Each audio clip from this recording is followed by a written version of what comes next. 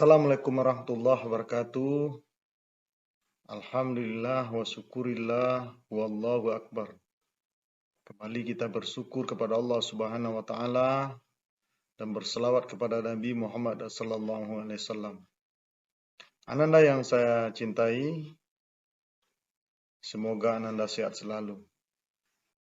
Adapun pelajaran kita pada hari ini adalah sejarah kebudayaan Islam semester 1 tahun pelajaran 2023-2024 pada bab 1, Nabi Muhammad SAW sebagai rahmat bagi seluruh alam semesta.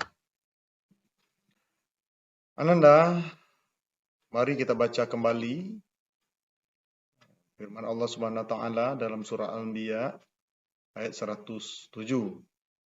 Bismillahirrahmanirrahim. Wa ma arsalnaka ila rahmatan lil alamin. Dan kami tidak mengutus engkau Muhammad melainkan untuk menjadi rahmat bagi seluruh alam. Kemudian mari Ananda pahami dan saksikan peta konsep ini pada pertemuan ketiga, bagian C, itu strategi dakwah Nabi Muhammad SAW di Mekah. Yang pertama membahas tentang dakwah rahasia atau siriyah. Yang kedua, dakwah terang-terangan atau jahar. Yang ketiga, hijrah ke Habsi. Yang keempat, hijrah ke Taif. Ananda silakan disimak. Yang pertama, dakwah rahasia atau siriyah. Setelah mendapatkan perintah dari Allah melalui wahyu, maka Nabi Muhammad SAW mulai mengatur langkah strategi pengembangan dakwah Islam di kalangan masyarakat Quraisy Mekah. Langkah awal yang beliau ambil adalah melakukan dakwah secara siriyah atau rahasia atau sembunyi-sembunyi di lingkungan keluarga dan sahabat-sahabat beliau yang bisa dipercaya untuk memeluk Islam. Dakwah ini selama 3 tahun. Orang yang pertama masuk Islam yang disebut dengan as-sabiqun al-awalun, yaitu Khadijah binti Khuwailid Ummul Mukminin, kemudian Zaid bin Haritsah bin Saharil, kemudian Ali bin Abi Thalib, dan Abu Bakar As-Siddiq, sahabat paling dekat beliau. Kemudian dilanjutkan dengan sahabat yang masuk Islam, yaitu yang pertama Utsman bin Affan al-Umawi, yang kedua Az-Zubair bin al-Awam al-Asadi, yang ketiga Abdurrahman bin Auf, yang keempat Sa'ad bin Abi Waqqas Az-Zuhriyan, Talha bin Ubaidillah At-Timi. Kemudian diikuti oleh Bilal bin Rabah al-Habasi. Kemudian Abu Ubaidah Amir al-Jarrah yang berasal dari suku Bani al-Haris bin Fir. Abu Salama bin Abil Arkam, keduanya berasal dari suku Makhzum.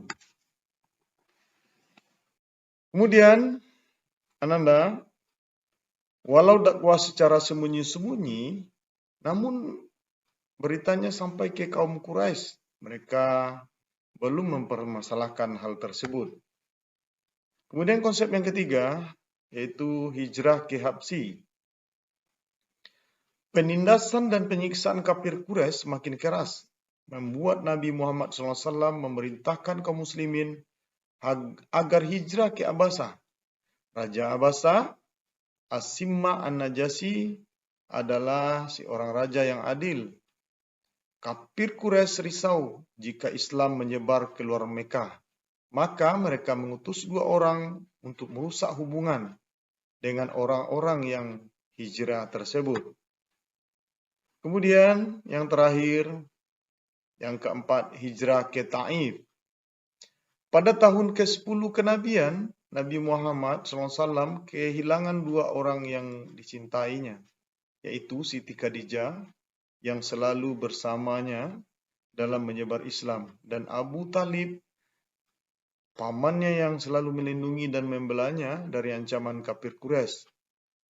Kedua ini, orang yang dicintai ini meninggal dunia. Maka tahun ini disebut tahun kesedihan bagi Nabi Muhammad SAW. Beberapa alasan Nabi Muhammad SAW memilih Taif antara lain, Taif kota kedua setelah Mekah. Yang kedua, di Taif ada Bani Saqif, salah satu suku Arab yang paling kuat. Jika mereka memeluk Islam menjadi kekuatan besar yang mendukung dakwah Nabi. Yang ketiga, jarak Taif tidak jauh dari Makkah, sehingga orang Islam dapat membantu menyebarkan Islam di Taif dan di Mekah. Ananda, mari kita Ananda pahami harapan Nabi Muhammad SAW dakwanya diterima oleh masyarakat Taif. Akan tetapi harapan itu tidak menjadi kenyataan karena mereka tidak mau memberikan perlindungan dan bantuan apapun kepada Nabi Muhammad SAW. Mereka mengusir, melempari batu oleh pemuda Taif. Nabi Muhammad SAW berlumuran darah dan penuh luka. Nabi Muhammad SAW meninggalkan Taif, menghindar dari kejaran penduduk Taif. Itulah pelajaran yang ketiga. Semoga Ananda memahaminya.